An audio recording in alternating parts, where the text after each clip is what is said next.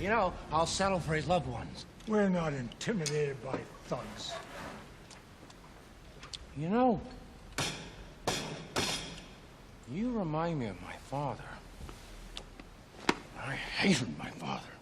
Okay, stop.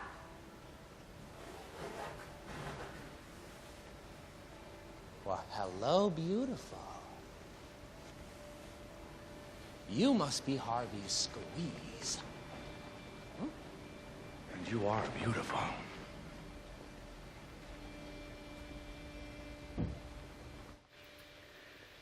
Mais tu crois que les confrontations visuelles, ils sont toujours aussi directes? Enfin, je veux dire, est-ce qu'ils procèdent de la même façon dans chaque film? Honnêtement, j'en sais rien du tout. Moi, je te propose qu'on aille analyser tout ça et puis on va voir. Ouais.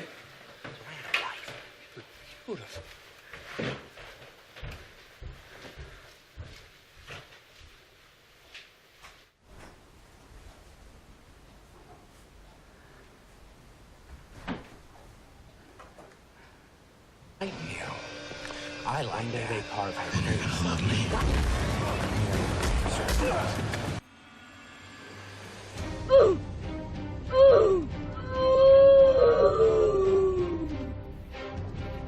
Salut. Le sujet qu'on va aborder aujourd'hui, c'est la confrontation visuelle directe au cinéma.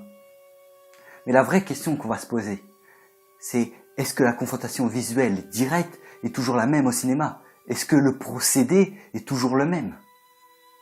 Pour répondre à cette question, on va devoir analyser un extrait de 3 films différents. Comme premier extrait, on a choisi un film que tu as forcément déjà entendu parler. Si je te dis Christopher Nolan, celui qui a fait Dunkerque, Interstellar ou encore Inception, il n'y a pas un 4e film qui te vient en tête?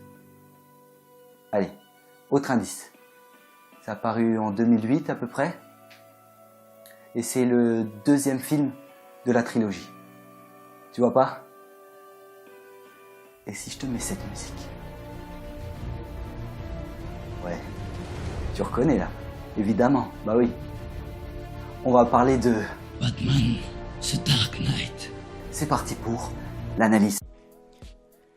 Cet extrait se déroule vers le début de ce chef-d'œuvre, quand le Joker réapparaît et annonce à la ville que si Batman ne se rend pas par lui-même à la police, et s'il ne révèle pas publiquement son identité, des innocents mourront chaque jour. C'est ainsi qu'il rejoigna la soirée de collecte de fonds organisée par Bruce Wayne, afin de trouver Harvey Dent, qui lui est doté de bonnes intentions, il est pour la justice, tout comme Batman. Il prononça également cette citation. Soit on meurt en héros, soit on vit assez longtemps pour se voir endosser le rôle du méchant.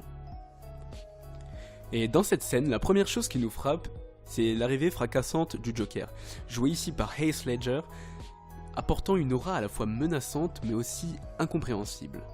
Les invités se taisent et sont disposés en rond autour du Joker, qui ici domine parfaitement l'extrait. Même sans connaître la saga, on peut apercevoir immédiatement la folie qui émane de ce personnage, autant par ses paroles, son ton, son style vestimentaire, ou bien même ses mouvements. C'est un personnage très mystérieux, et c'est d'ailleurs le but recherché par le réalisateur Christopher Nolan, qui ne souhaitait pas du tout humaniser le Joker. Il prononça ces mots. On ne voulait pas montrer ses origines, montrer ce qui l'a rendu capable de faire ce qu'il fait, parce qu'il en serait devenu moins menaçant. Et c'est effectivement cela qui rend le Joker si intéressant et charismatique. C'est qu'on ne sait absolument pas pourquoi il est le Joker, même si on suppose que c'est à cause d'une enfance difficile, liée à son père, qu'il détestait. Le Joker représente la violence et l'anarchie. Comme il le dit tout le temps, I'm an agent of chaos. Et Nolan retransmet à merveille ses caractéristiques à travers son film. Ce personnage relève aussi du génie. Il possède toujours un coup d'avance. La confrontation entre les deux rivaux, Batman qui est comme un symbole de la justice, et le Joker qui veut juste voir le monde brûler, est ici indirecte, puisqu'il s'en prend directement à Rachel. Je m'explique. Après quelques secondes menaçantes du Joker lors de cette soirée, Rachel, qui est la compagne de Harvey Dent, mais aussi l'amie de Bruce Wayne, se montra et parla. Immédiatement, la tension monte, avec un Joker toujours autant incompréhensible qui s'approche d'elle. Et de plus, dès la venue de Rachel, une superbe musique qui n'est d'autre que le thème du Joker, composé par Hans Zimmer et James Newton Howard, vient encore rajouter du stress grâce à cette soundtrack progressive. Et Rachel tient tête malgré la présence et les menaces de celui-ci, s'approchant avec un couteau tout en racontant l'histoire de ses cicatrices, ce qui est censé mettre encore plus de pression sur Rachel. On rentre dans un certain espace d'intimité, avec une rotation de caméra autour des deux personnages, qui s'arrêtent, puis recommencent. Cela déstabilise nos repères, c'est un plan pas habituel.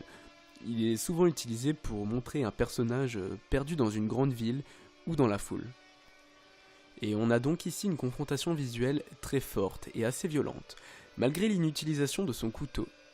Mais la scène n'a pas besoin que l'arme soit utilisée, car elle reste assez marquante pour créer la panique chez les différents personnages, mais aussi pour permettre cette domination du personnage antagoniste, qui est en plus accompagné d'hommes armés. Si je peux me permettre de peaufiner cette analyse, je dirais que la proxémie, ou autrement dit l'étude des distances sociales, est très importante, surtout entre Joker et Rachel. Pour parler brièvement de la proxémie, je vais vous montrer les différentes distances sociales qui existent. La première distance, celle qui est la plus élevée, est la distance publique. Elle est généralement supérieure à 3,70 m. Généralement, on utilise cette distance quand on parle à des groupes. Ensuite, on a la distance sociale. Elle se situe entre 1,20 m et 3,70 m et généralement on l'utilise quand on parle entre amis ou avec des collègues. Vient après la distance personnelle qui se situe entre 45 cm et 135 cm. On va parler de cette distance quand on a une conversation dite particulière. Et enfin, la distance intime. Une distance entre deux personnes qui se situe entre 15 et 35 cm. Une distance que le Joker va utiliser pour déstabiliser Rachel. Deuxième extrait. On peut pas parler de confrontation visuelle directe si on parle pas de ce genre de film, hein. Vous voyez ce que je veux dire? Patron, Et qui es-tu? je m'appelle John Café, comme le café, sauf que ça... Oui, sauf que ça s'écrit pas pareil. Et pourquoi tu es là? Patron, il serait plus judicieux de parler de la ligne verte comme deuxième extrait. Non, on ne parlera pas de la ligne verte. Patron, Non. patron, Non, on parle pas de la ligne verte, on va parler de la ligne verte. Ah, la ligne verte. Ce fameux film réalisé en 1999 par Frank Darabont et dont l'histoire est tirée d'un livre de Stephen King. L'extrait qu'on a choisi est l'extrait où John Café arrive au pénitencier. C'est là où l'histoire commence réellement. On est donc parti pour l'analyse. Alors, on a ici un énorme prisonnier noir se faisant accompagner par deux matons. Ce prisonnier, du nom de John Coffey, mesure plus de 2,10 m et a vraiment l'air 2 fois plus grand que Percy Wetmore, qui est le maton juste à côté. Et malgré sa venue imposante, une fois la caméra placée sur son visage, on peut apercevoir l'incarnation d'une certaine naïveté, mais aussi d'une douceur et une certaine innocence. Puis d'un coup, Bouge ton cul. Percy Wetmore Allez. agit avec violence en donnant un coup de matraque afin de faire rentrer John Coffey dans sa cellule. Et tout cela avec une grande jouissance et un grand sourire. On a ici un bel abus de pouvoir. Et rouspété calmement par son chef, Percy doit partir du couloir de la mort pour laisser tranquille le prisonnier. Puis, sur le chemin du retour, en voyant un prisonnier sourire, Percy Wetmore tapa d'un grand coup de matraque sur les doigts de celui-ci qui était accroché au barreau, suivi d'une grande violence orale. J'ai effacé ton sourire de merde, face de rat. Putain, Percy, je t'ai dit de dégager de mon En plat. fait, on peut dire qu'ici, nos croyances sont inversées.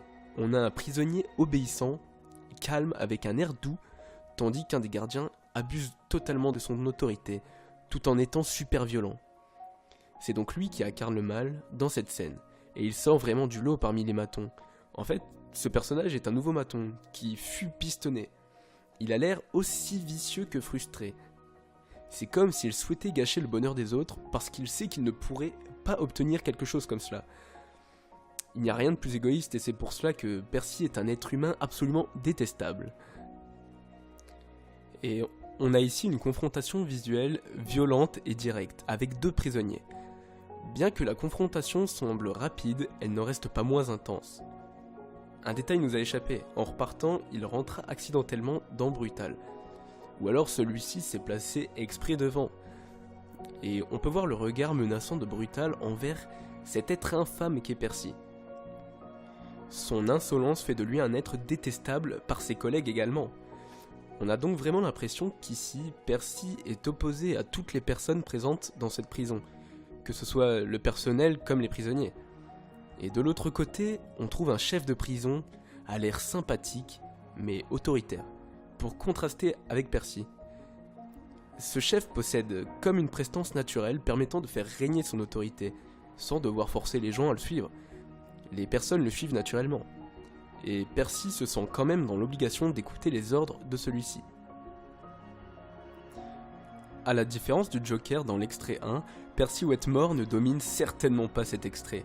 Il est le personnage qui crée des confrontations visuelles, qui peuvent être violentes, mais cela est possible seulement grâce à son statut. Il n'a cependant aucune prestance. Et cette confrontation est donc maîtrisée et modérée, puisqu'elle est encadrée par les protagonistes.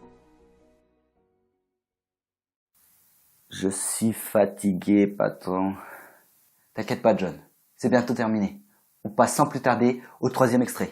Le 3e extrait qu'on a choisi est un extrait du film d'animation Shrek. Bon, j'ai pas besoin de vous dire forcément l'histoire, puisque vous la savez normalement déjà, je pense.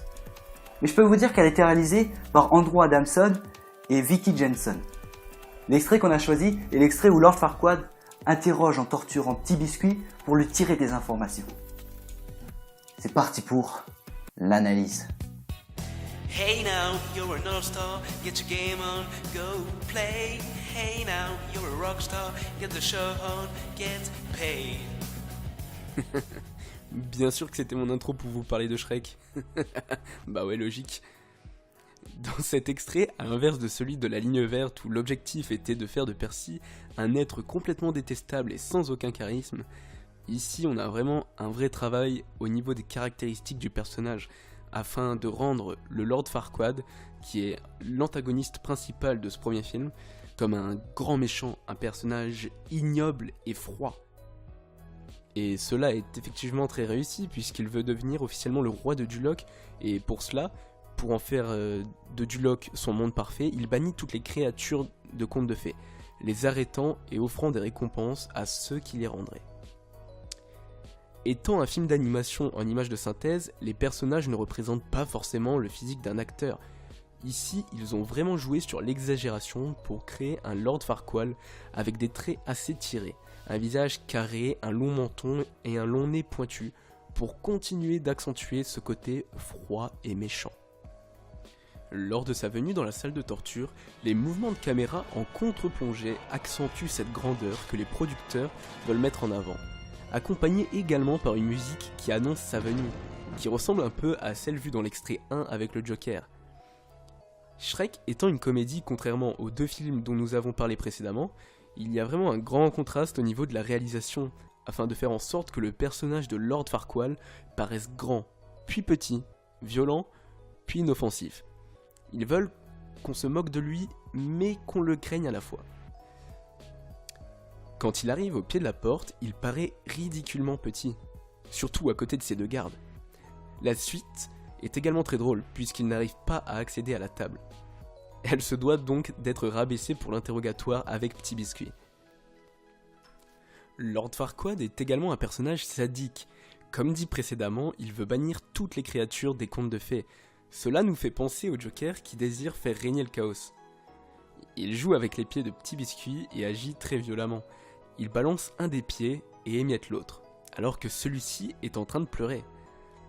On a un peu ici un rapprochement avec Percy Wetmore, qui profitait de son statut pour abuser des plus faibles. Des êtres petits et infâmes qui s'en prennent à plus faibles qu'eux. On a également une confrontation plutôt marrante, puisque Petit Biscuit crache la figure de Lord, et l'échange qui suit montre bien ici l'effet comique recherché. D'accord, j'avoue tout. Connaissez-vous le garde champêtre? Le garde champêtre? Le garde champêtre. Oui, le fameux garde champêtre. Celui qui pue, qui pète. Oui, celui qui prend son tutu pour une voilette. Le garde champêtre. Le garde champêtre. Mais c'est... Cette confrontation directe est tournée sur un ton humoristique, ce qui rend la scène plutôt enfantin. Ce qui paraît normal car nous sommes dans un dessin animé. Bon, comme vous l'auriez deviné, les confrontations visuelles directes sont abordées différemment suivant le film.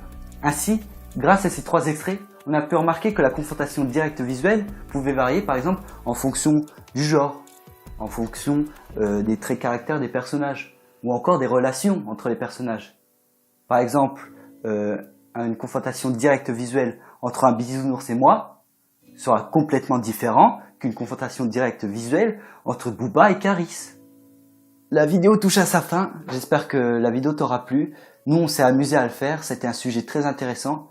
Et avant de partir, je voudrais que tu retiennes une chose.